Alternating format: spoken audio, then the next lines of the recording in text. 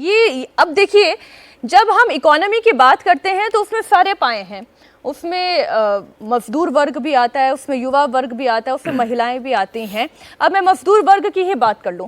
आज अगर मोदी सरकार अपने बजट में ये कहती है कि मैं 12 इंडस्ट्रियल हब तैयार करूंगा, तो अब ये अगर कॉरिडोर्स तैयार होंगे तो वहां पर काम करने वाले, अभी जैसे शांतनु जी कह रहे, कौन होंगे? वो अलग अलग राज्यों से आने वाले मजदूर होंगे। अब इन लोगों के सामने सबसे बड़ा चैलेंज क्या होता है कि ये रहेंगे कहाँ, खाएंगे क्या?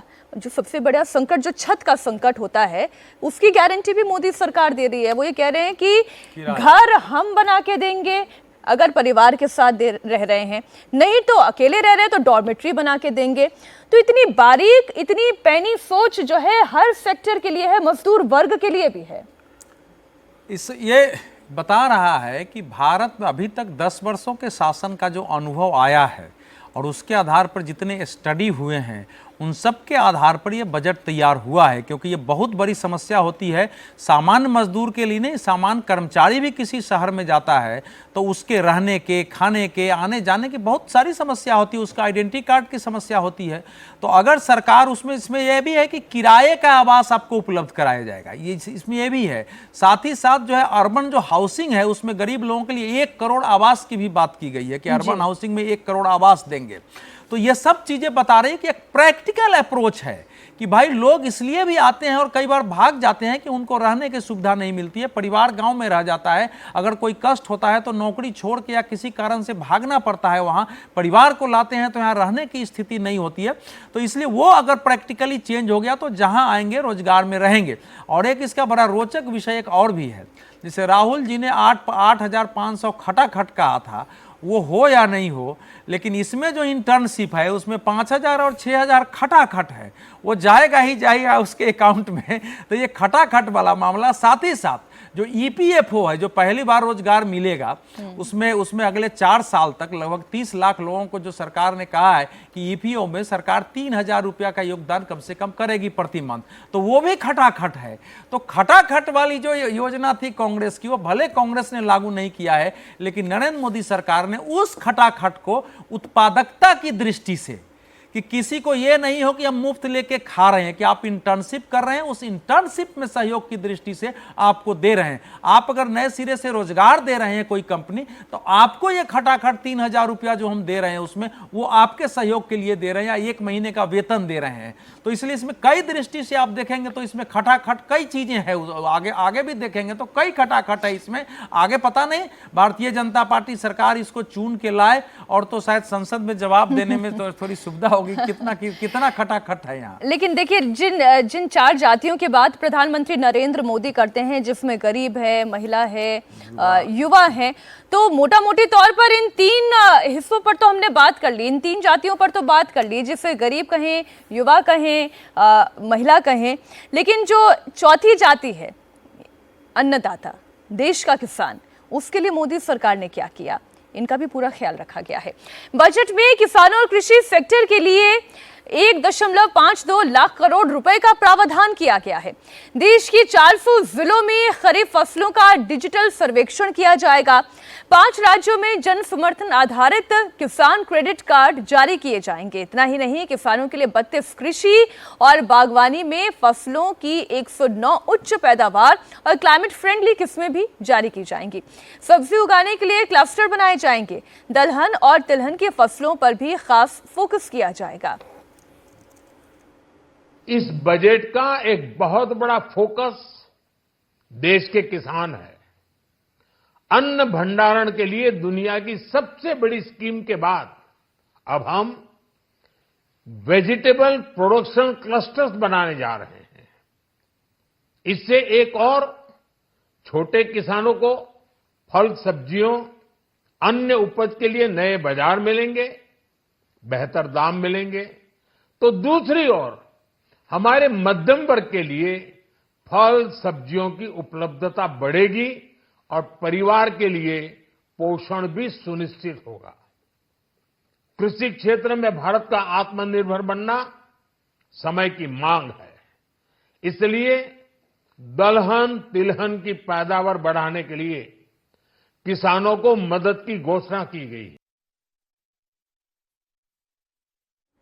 हर बार एक सवाल पूछा जाता है अश्विनी जी कि किसानों को क्या मिला, किसान देश के अन्नदाता हैं, और हर बार क्या जवाब आता था सरकार की ओर से, हमने किसान सम्मान निधि दी, फिर अगला बजट आए किसान सम्मान निधि की राशि बढ़ा दी गई, लेकिन उन्हें आत्मनिर्भर बनाने की दिशा में सरकार ने क्या क्या कदम उठाए। देखिए, सम्मान निधि देना अपनी जगह है, लेकिन आप उन्हें आत्मनिर्भर बना सके, उनकी फसलों को उन्नत कर सके, नई तरीके की किस्में तैयार कर सके, इसके लिए किसानों से जुड़ा हुआ ये बजट आपको कैसा लगा? देखिए, जो बातें आई हैं, सुझाव जो बजट में प्रावधान रखे गए हैं, वो अभिनंदनीय हैं। इसके साथ ही साथ मैं यहाँ पर रेखांकित करना चाहूँगा कि जो किसान जो उगाता है और जो उपभोक्ता तक पहुंचता है, उस बीच में बहुत बड़ा गैप है, और किसान को उसकी उपज का सही मूल्य नहीं मिलता और उपभोक्ता को बहुत ज़्यादा कीमत चुकानी पड़ती है, जो इस समय खाद्य महंगाई की दर में साफ साफ दिखाई दे रहा है।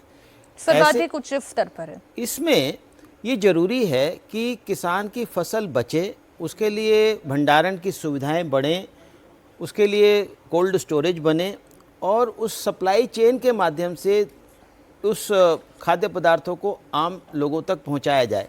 आमतौर पर सरकारें बचती रही हैं, ज़्यादा कीमत ना हो पाए, क्योंकि किसान को अगर ज़्यादा कीमत मिल जाएगी तो उपभोक्ताओं को महंगा मिलेगा, ऐसी सोच में रहे।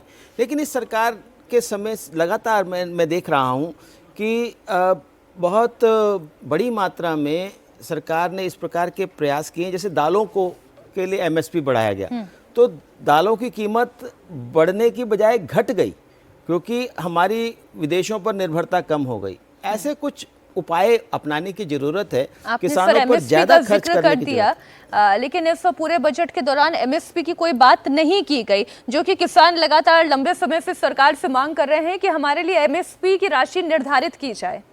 क्या किसान इस एलोकेशन से खुश होंगे, इन घोषणाओं से खुश होंगे? मुझे ऐसा लगता है कि बहुत बड़ी मात्रा में जहाँ किसान उत्पादन करता है, वहाँ उसको एमएसपी मिलती ही है, और पिछले समय में कॉस्ट प्लस 50% इसी सरकार के दौरान आया था। और भी नए नए तरीके अपना करके हमने सरकार को सुझाव भी दिया है और भी देंगे कि नए टेक्नोलॉजी को अडॉप्ट करके स्टोरेज के माध्यम से, ई मार्केट्स के माध्यम से किसानों को उनकी फसल के अच्छी कीमत बिना ज़्यादा खर्च बढ़ाए की जा सकती है। तो उसके लिए नए नए उपाय किए जाएंगे, और मुझे लगता है कि ई मार्केट और वेयर हाउसिंग फैसिलिटीज़ को जो बढ़ाया गया है, उसका एक प्रमुख कारण ये भी है कि इससे किसानों को उनकी उपज का सही मूल्य भी मिले और वैल्यू चेन में ज़्यादा कीमतें न बढ़ पाएं और उपभोक्ताओं को भी सस्ता माल मिले। ये जो सब्जी उगाने के लिए क्लस्टर बनाया जाएगा, आज की तारीख में अगर मैं उपभोक्ता की नज़र से, किसानों की नज़र से नहीं, लेकिन अगर एक उपभोक्ता की नज़र से सब्जियों का दाम देखूं और उसकी क्वालिटी पर गौर करूं, तो जितना पैसा एक कंज्यूमर पे कर रहा है, उतनी अच्छी क्वालिटी की सब्जी तक नहीं मिल रही। और मैं ये बड़े महानगरों की बात कर रही हूँ, तो फिर तो बाकी शहरों की क्या स्थिति है आप लोग ज़्यादा बेहतर बता पाएंगे। तो ये जो सब्जी उगाने के लिए क्लस्टर तैयार किए जाएंगे, इससे किसान को कैसे फायदा मिलेगा? नहीं, किसान को देखिए, हमारे देश में जो एमएसपी की आप बात कर रही है ना, एमएसपी की एक लिमिटेशंस है, और दुनिया की कोई भी सरकार ऐसी नहीं होगी जो मांग की जा रही है ना, दुनिया की कोई सरकार नहीं होगी कि सारे जो उसकी फसल पैदा हो रहे हों उनको एक गारंटी दे के खरीद ले। इसी में कम्युनिस्ट कंट्रियों का इकोनॉमी ध्वस्त हो गया कि स्टेट ही सारी जिम्मेवारी ले, वो संभव ही नहीं है। किसानों के उनका जो फसल है उसका उचित मूल्य मिले, लेकिन उनकी लागत कम हो, ये दो चीजें रही है। उनकी आय बढ़े, केवल वो उसी के कारण उनकी आय बढ़े, तो इसलिए फसलों के विविधीकरण था। सब्जी पर, आप मिलेट पर अभी एक कार्यक्रम चल रहा है हमारे यहाँ, तो जो सब्जी और फल है ना, उनके बारे में जो इसमें आप देखेंगे, तो जो मैं इसमें पढ़ रहा हूँ कि सब्जी उत्पादन आपूर्ति श्रृंखला के लिए जो क्लस्टर की आप बात कर रहे हैं, और झींगा उत्पादन, दालों और तिलहन के लिए जो है 400 जिलों का फसल मिशन बोर्ड पर काम होगा। 400 जिलों में सर्वे करके कि वहाँ कौन सी फसल हो सकती है, वो किसानों को उसके लिए प्रोत्साहित किया जाएगा, और 32 फसलों के लिए नई किस्में आएंगी। तो ये सारी बातें जो हो रही है दाल और उसमें तो एक दाल और दलहन में तो हमारी इंफ्रास्ट्रक्चर की है, 4 दालों में इंफ्रास्ट्रक्चर की बात की है। सप्लाई चेन मजबूत हो जाए कि किसान को मार्केट नहीं मिलता है, जो चीजें दिल्ली में आपको 100 रुपये में है वो जहां किसान उपजता है वहां 10 रुपये में उपलब्ध होगा। जो जिसका दिल्ली नहीं पहुंचता है वो या जिसके माध्यम से पहुंचता है उसको नहीं मिलता है। अगर सप्लाई चेन हो गया कि अच्छा दूसरा आज नहीं बिका तो 2 दिन के लिए रखने की जगह हो गई, चाहे कोल्ड स्टोर हो, तो उससे किसान को ही लाभ होगा। आज के समय की हालत ये होती है कि जिस समय टमाटर लोग पैदा करते हैं मार्केट में नहीं पहुंचता है तो टमाटर फेंकती हुई तस्वीरें हमारे पास आ जाती है, प्याज की फेंकती हुई तस्वीरें आ जाती है जो बड़े महानगरों में उपलब्ध नहीं होता।